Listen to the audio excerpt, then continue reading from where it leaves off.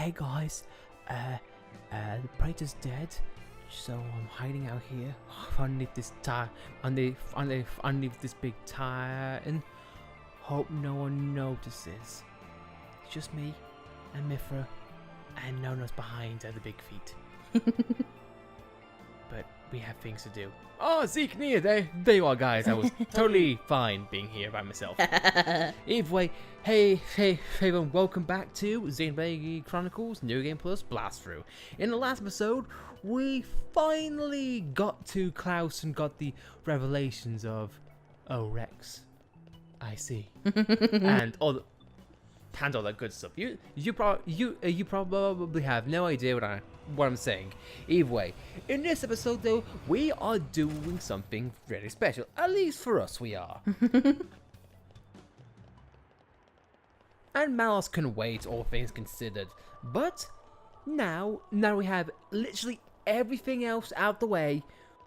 We have a few special things that we have left to do regarding characters. Most noticeably, we have characters who branch across every dimension, so to speak. Different planets, and different timelines, and worlds, and all that good stuff. Here we have Rex, who is from the land of all rest. Here we have Shug Boy with the magical Monado. And from a distant planet, we have Thelma herself.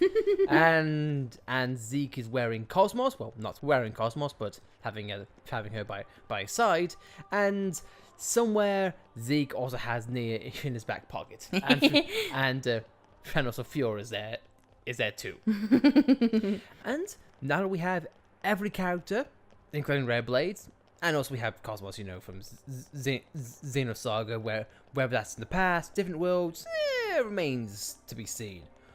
Right now, we have specific quests regarding Elma and regarding everyone else that we still need to pick up on. And this was in the final DLC Blade Quest distribution jargon or whatnot. And so hopefully we will be able to find it and see what will happen if every world comes together. Hopefully not in a fantastic explosion in which logic and everyone else just goes bye-bye. So we shall be right back, and hopefully we can find something nice. Something Easter eggy. Hey, maybe. We didn't get much. I didn't get much from Cosmos's Blade Quest apart from maybes or, you know, what ifs. But regardless, we'll hopefully find what we're looking for. All Titans are together, and we have every single world together. This is the World 3, the 7th perimeter skyport to be exact. Skyport. I had my suspicions before, but now it's almost certain. Their World Tree is a man-made structure, just like I thought. It's truly remarkable. The Bionis and Mechonis are very tall, but this structure is likely larger still. Yeah, it's much bigger than the White Whale, too. Just look how small the surface of Ulrus looks from here. I just would like to just look at this image right now and just bask in it for a brief second. Xenoblade Chronicles is in the middle. I like that. Xenos Saga is to the left. Xenoblade 2 is or Xenoblade X is on the right, and 2 is on the outskirts. I like how its origins in the center and then branching off. I love that. This is a side that makes Xeno fans go, myself included. I think this scene makes it worth it in spades.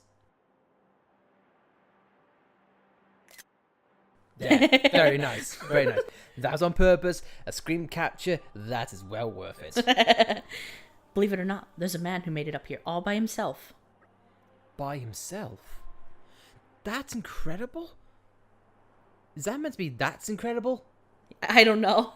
Shulk, perhaps we should work on your grammar. I mean, but again, that image, like original X and 2, it's like, oh, screenshots all around. I love it.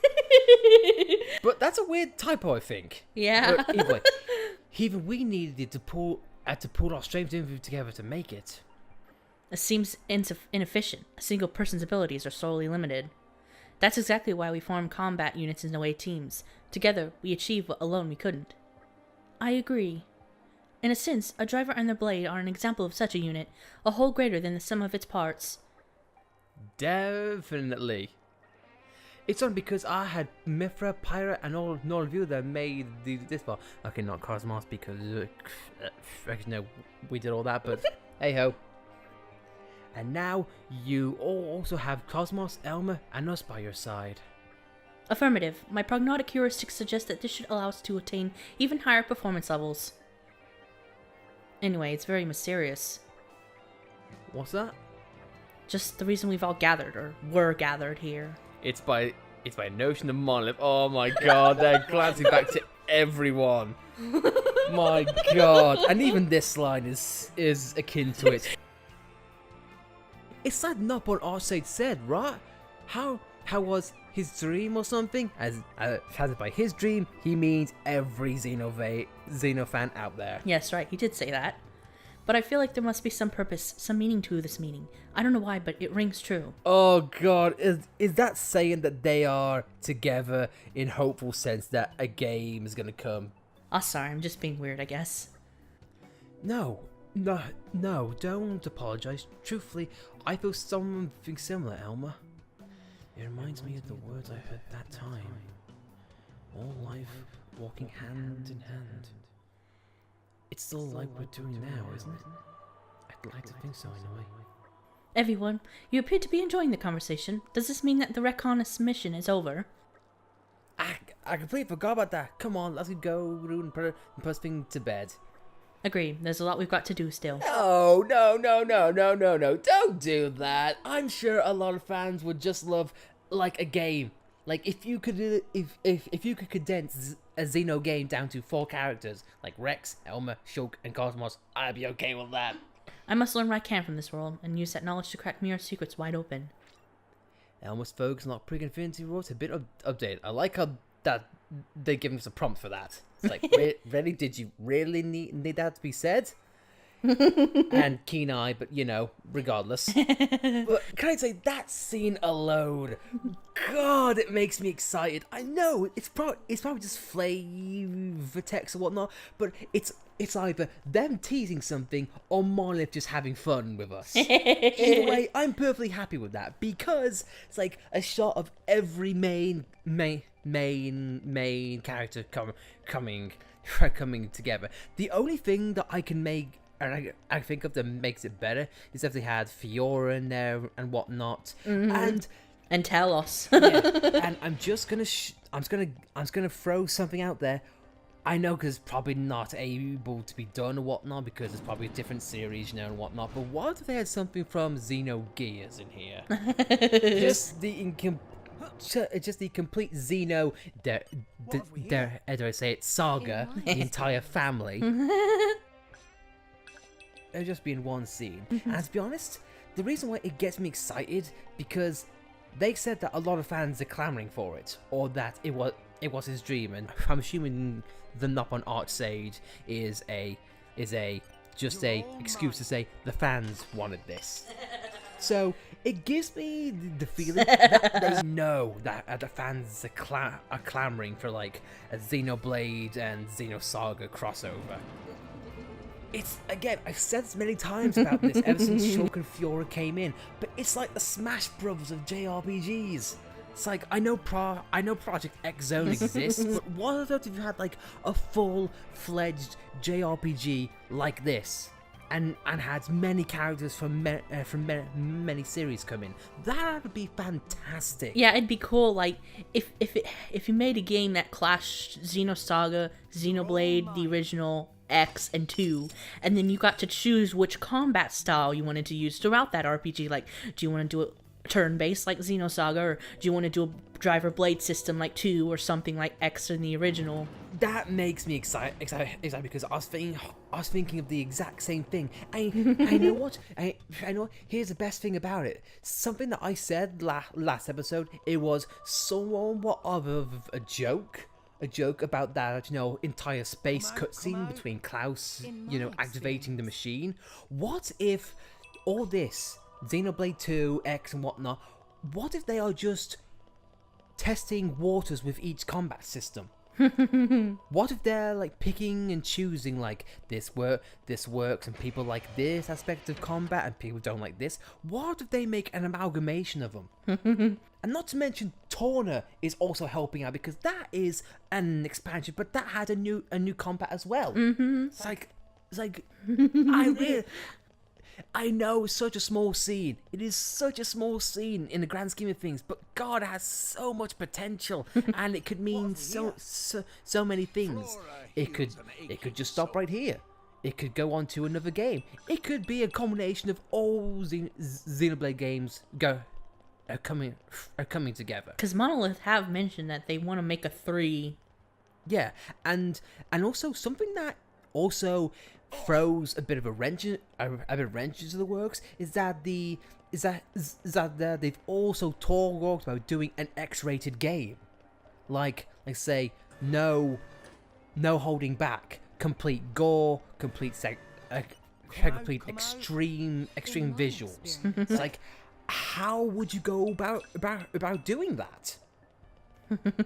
Just there's so many possibilities. This to me, that scene right there, it is similar to the feeling that I got, and similar to what everyone got, similar to Smash Bros. Ultimate's reveal trailer. Not necessarily the first one, but the famous "Everyone is Here" trailer. Yeah.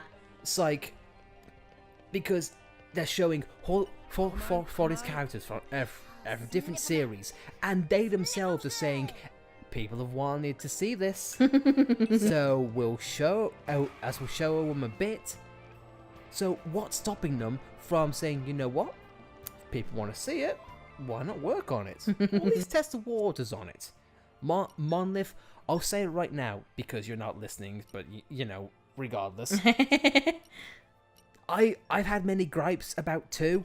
You've done many systems and many choices in this game which I disagree with, or fail to see the good side of it. But still, I've loved this game, and I have enjoyed it thoroughly, despite all my complaints. What about you, Alice? I agree. Yeah, this game has its good side and it has its downside. It's even got polarizing things. Some people like aspects of this one, some people hate it. And you know what? Completely valid. But Monolith listens to their fans and puts in crossovers and references, and I just love that. Yeah. And the fact that I've said this before, I'm just rambling on here, and I apologize, but the fact that they are openly saying it, and not just here, but just as soon as the Nop on Art Sage comes in, say, this has been dream of Art Sage, like these constant acknowledgements of like, this has been wanted to be seen.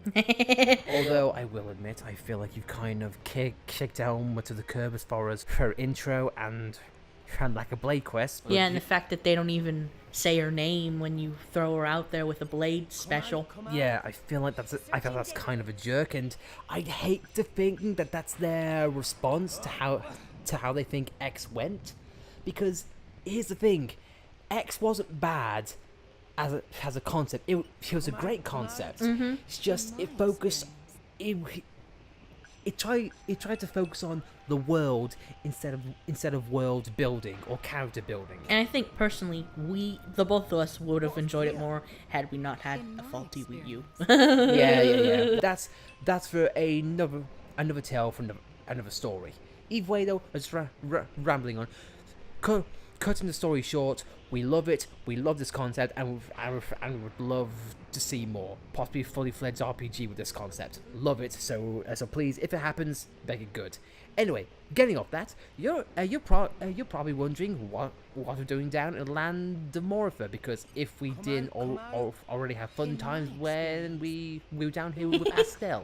And the puntable child, and the many complaints that we've had about this area, but you know, details. We are here for a special reason, because yes, we've seen In my this, experience, we've seen a scene with all the characters, but since it took us so long to get Cosmos, let's give her one more shining spotlight, and with a different blade of all things.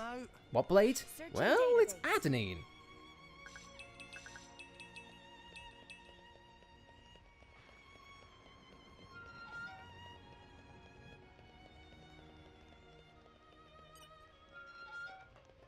And here we have Shaded Tablet. What? this is most interesting. Leave it to me. I cultivated this one back on Mira. Yes, I see. We needed Elma anyway. Yes, we did. And Kenai for days. And here we go. This looks simple enough. Here, let me read it for you. In the interest of safety, launch code divided into 2, consigned to 2 stopper sovereigns, use codes to override, and that's about that. The data's really fragmented, so I can't really get much more than this, but sounds interesting, huh? Does it? Ah, you never get excited about anything, Cosmos. Are you sure there's not some part of you deep down inside that's dying to know more? You're not even a tiny bit curious to know what would happen if we get our hands on those codes? I dread to think. And look at Cosmos's eye. Yeah, that's going through her hair. Oh God, what is it with this room and having blades just bug out? Was this like a testing room for things that weren't finished, except they never finished? That's creepy. I have predicted the outcome. I see no more need to go through with this. Imagine if nothing compared to seeing the truth with our own eyes, though. So for the codes, we need to take out the stopper sovereigns. You won't mind if we make a little detour for that, will you, my driver? I'm not your driver, but okay. Mystery launch codes. When I think launch codes, of course, I mean it's gonna be launch codes for balloons and party poppers. That's exactly what it's gonna be. As Rex gets shoved by the door for one last time. Good freaking God. So already it seems like we're Rex. Stop soaking hits in the face by doors. It's not good for you, dude. And as we go on for to stop the sovereigns, this is kind of interesting because this does give a little bit more backstory to why, well, not directly why Morpher ended sway, and that guy nearly shoved us off, good sir. But it does sort of give a bit of insight as why this place is like what it is, because it was at war, or at least had nuclear weapons. So, like, spoilers, I'm gonna guess what it is because I'm using my insight for that. But regardless, I feel like your thing is right behind you. What was that quest? Oh no, yeah, never mind. That's Quest Ahoy at level 96. Oh dear. And yeah, we were thinking of doing this at custom difficulty. We've got switch over. So there's going to be more of a fight. We can't be as lackadaisical as we want to be. And something tells me we're going to heavily regret it. So we shall be right back. Now that Cosmos and Adenine have used their skills to hack the game, so to speak, Yeah. we now have an easier time because this episode right here, and far as New Game Plus goes, it's never been about the high drive challenge. It's been about experiencing all this game has to give via content. at some point or another, we might go back to this game and give like a bit of a retrospect. But regardless, this episode is just for the simple fan service. And based on how this episode started, this is gonna be nice and easy. And Shulk's Monado was effective against machines, so this is even better. You don't say. As in Shulk strong against Mechon? What? They were no match for Thunderbolt Zeke. I'm sorry, what? They'd have mopped the floor with you if it hadn't been for me. I think Nia's wit might be sharper than Zeke's arts. Did Rex just say Nia's whip is sharper than Zeke's ass? No. Nia's wit is sharper than Zeke's arts. Okay. What are you trying to...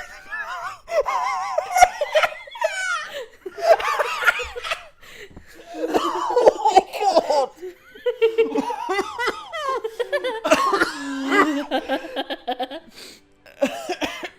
It's the accents. Because British people say arse.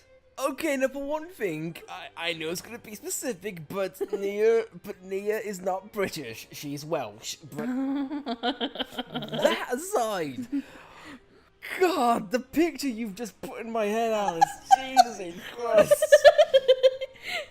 Just Nia just literally whipping Zeke's ass. Holy hell. And draw mark sound effect doesn't help. My lady, I believe you have just made Zeke your female dog. And Zeke just said and just went so kinda doesn't help. Oh my god, that was awesome. Well, let's definitely ruin things now, I think. Yeah, but I don't think if Nia had a whip, if she could wield Bridget, it would be sharper than Zeke's ass. God, if Nia was a master driver, oh god, Zeke, you would be screwed, buddy. Ooh, but luckily that's not the case, unless Nia wants to meld her blade into an actual whip, in which case, Zeke, I wish you good luck, mate. But up to that point, no. No such thing for you. Moving on from possible, let's just put it, hobbies that Zeke might want to indulge from time to time. Possibly with Nia. Possibly involving his arse. Let's move on and see if we can get the other launch codes. I do like the fact that in such a high level and such a highly explosive context, be like, hey, launch codes, i.e. nukes. I guess it makes sense the fact that they would have high level robots. Also, it's kind of intriguing to see bike guys down here. Yeah. It's a nice switch from the World Trade. Kind of, it is. You know what? I think it is definitely akin to how Mechon were like in a Fallen Arm, and I like that. They're rusted, you know, and they're not that great as far as combat. Although to say they did have a super boss like that, and we get a collectible, which is the Golden Sunstone, which we don't need for another quest. I believe you can go on the other side, and that leads you to a pathway. I believe. Yeah, wrong way. I know, I'm gonna jump across. Oh yeah, sorry. Yeah, so it is nice, isn't it? It is. Cosmos so stop waiting for us. Good, very good to know. Shulk, Rex, anyone, just jump. Not there. God, the AI is somehow more comical than normal. But anyway, that aside, it is nice to see enemies in different places. As much as I bagged on about Cosmos's quest, it was kind of cool to see Bladebot in Finn Moradane and all that jazz. So I can't get too mad at it. But still, we're on Highway 8. Makes you wonder what happened to 1 through 7. Just like Colony 6 and 9. Oh yeah. No one knows what happened to Colony 1, 2, 3, 4, 5, and 7 and 8. But hey, maybe it could be a story for another time. Who knows? And it seems like we might actually need to bust down the rusted sign. So I believe it does something. Except we're gonna need Earth Mastery, so we shall be right back. And just take a moment to think about poor Zeke's ass.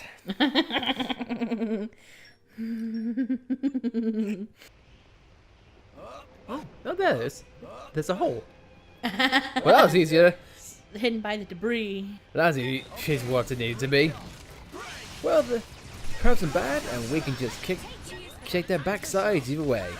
Kick their backsides and give Zeke's a rest. I'm not gonna get over that. I'm sorry to say, but I'll do my best to try and ignore it. And in the first go as well, we get the codes, and makes me wonder why the world hasn't blown up yet. Because I imagine Adenine is taking that, and she's running like the wind with them. I do like how Cosmos, like I have predicted the outcome, because I know what this is. You will hate it, and you will make the land of Morpha into the world of nothing, because it'll be nuked to hell, shut to high hell. But hopefully we forget about that. As Adenine says, it's the quest for knowledge that's important. Azota apparently did not like that notion. Well, screw you, Grams. You are just a small little tight in the back of my fishbowl. Now, I guess we'll see with the launch codes.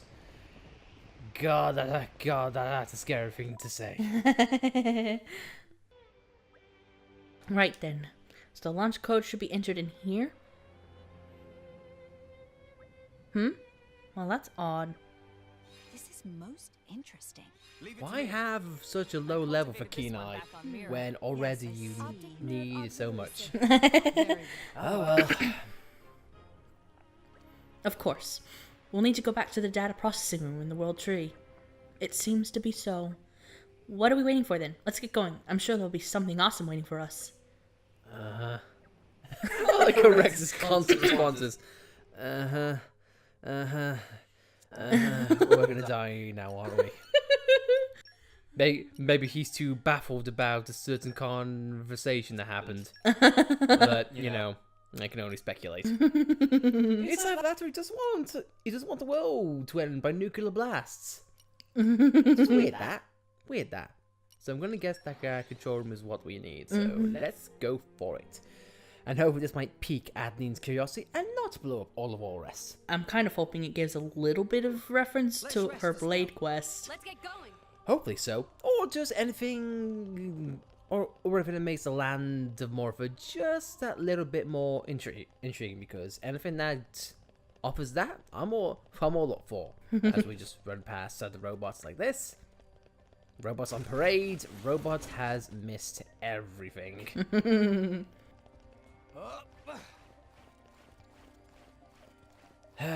Even though we've done so much and gone so far, Rex still is bugging out while climbing, or at least shaking the camera. I hope that's coming across on video, because that's kind of weird. It's like stuttering. But oh well, here we are. Found the control room. Hopefully Adenine will be nice and fine. And keep all rest and the architect intact. Because Klaus is sitting in that room now and going, oh damn, they found the codes. Well, crap. Here we are. Let's see what these launch codes do now. This is most How much Kenai are we going to need? The answer is not enough. Because we have so much more to give. There's the first one in, looking good. And now code number 2. This is most interesting. What the hell? I cultivated this one back on Mira. Yes, I see. Optic nerve auxiliary. I'm sorry. What? Oh, this is way too hard. I have to study more if I ever want to get these codes in. Much, much more. I know I'll get a load of books, some long-lasting food, and hope in a room for a few weeks, and... that will not be necessary, Adenine. Initialize. I'm hoping she was just gonna kick it. Code entered. Override successful. Really? Really? Really? Yes, it is complete. But how? Cosmos, do you have some secret repository of knowledge about the World Tree or something? Incorrect. It is simply that I Don't be Estelle, please. detect an anomaly in level 3 Alioth. Maybe that's where something awesome is. Although I'd love to find out how you manage this, I'm more interested in seeing what the code's unlocked. I just know it's going to be something amazing. Let us hope so. And Rex is like, Rex is thinking, we're screwed. So very, very, very screwed. I was gonna say perhaps Cosmos recognizes this because it's a reference to something here, but let us see what's happened. And the answer is that. That's it? Indeed, that is what those codes, no, you unlocked. How could I have done something like this? I was only after treasure or something awesome. I did warn you. This is perhaps the strongest foe in the World Tree, roaming free now. Warnings are never going to beat my curiosity. I'm sorry, driver, but you can't deny that awakening that crazy thing is kind of interesting, right? I'm not your driver. Nameless Sentinel, and correct me if I'm wrong. Is this similar to one of Miles's artifices, or am I thinking of the wrong thing? I think I might be, but regardless, this is a cool design. Its chicken legs are kind of weird, I'll be honest.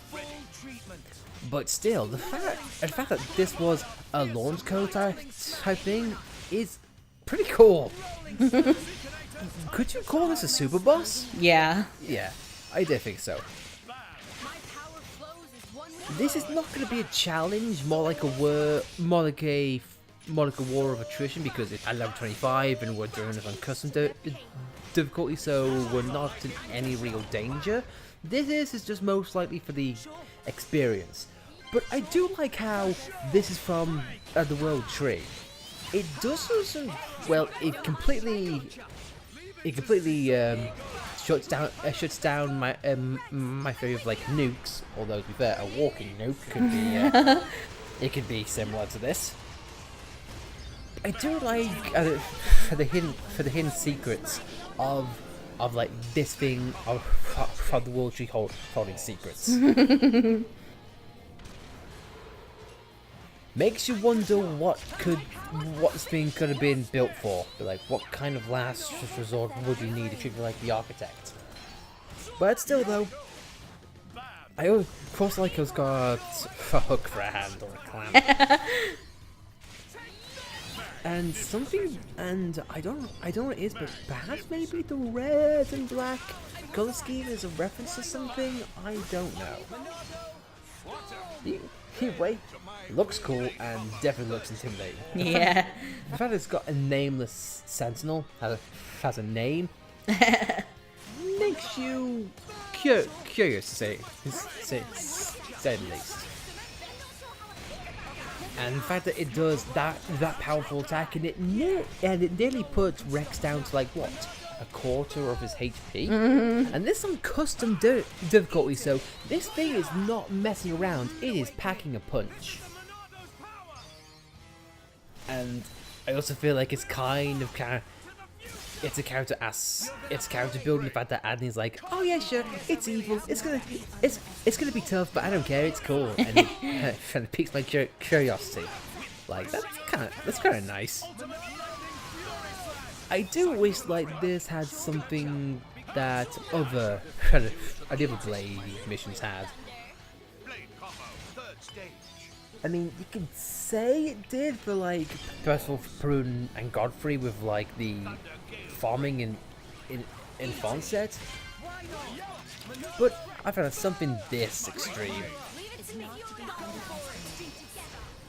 But still though, I do feel like this is kind of warranted the fact that it's Cosmos. And it's something, and something tells me, okay, enchants, ooh, okay, that's a strong move. But the fact that it took a lot of keen eye, a lot of feels good, so on and so forth, kind of says to me that they expected that getting Cosmos would take a long time. And they expect you that since you have Cosmos, you would probably have high field skills.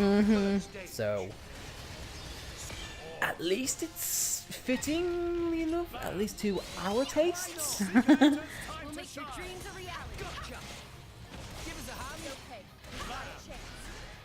But equally, its size, its scale, its attacks, even on curves, some at different difficulty are hard, and I feel like it's almost fitting that we have everyone here present to take them down.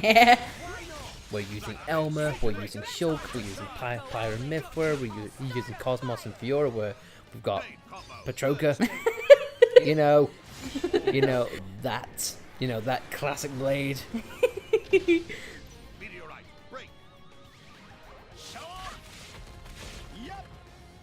So again, I feel like this is perfect akin to teamwork, as we're toppling, launching, doing everything, as Zeke completely misses his chance to shred the bloody smash. But all well.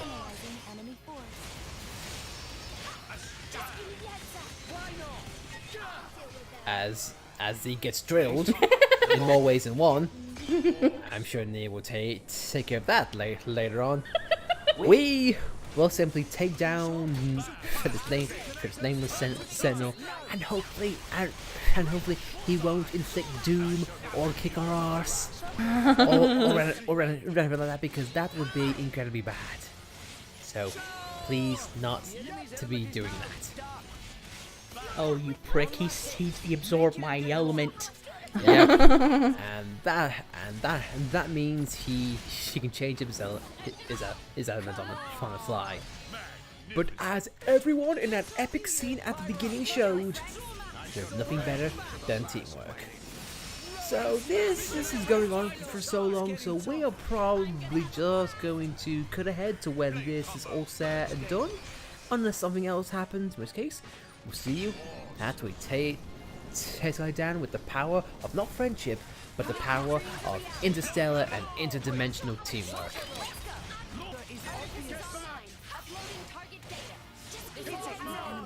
Is not to be Why not? I shall defend you to the last, my lady. Show up! Make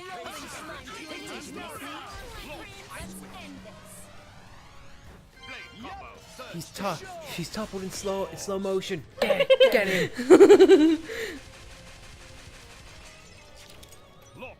And with that done, Mystery Codes is finished. We get relationships, which is very, very cool. Match attachment and fast blade switches and down shields, which is not bad. The enemy is not to be underestimated. Unlike how Cosmos and Pyro's final form are relatively similar. Yeah, it almost makes me feel like it's kind of a reference to that, but regardless, the quest update is finished. We took him down, and everyone gets affinity across the board as the hatch now shuts. So, I think with that as is that whole. Oh no, wait. I guess it wasn't a super boss, it was just a quest exclusive super boss. I suppose so.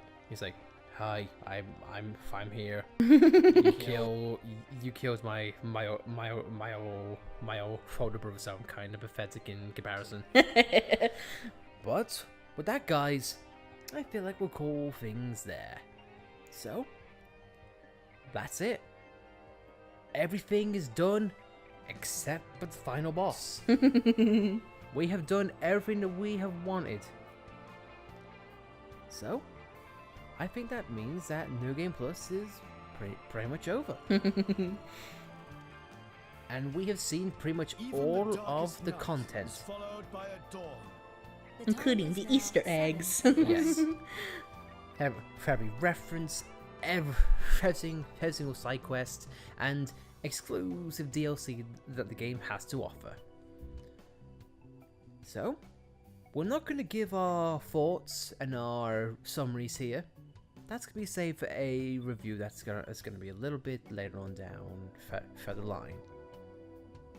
But, if I could say just one thing, this game is fantastic.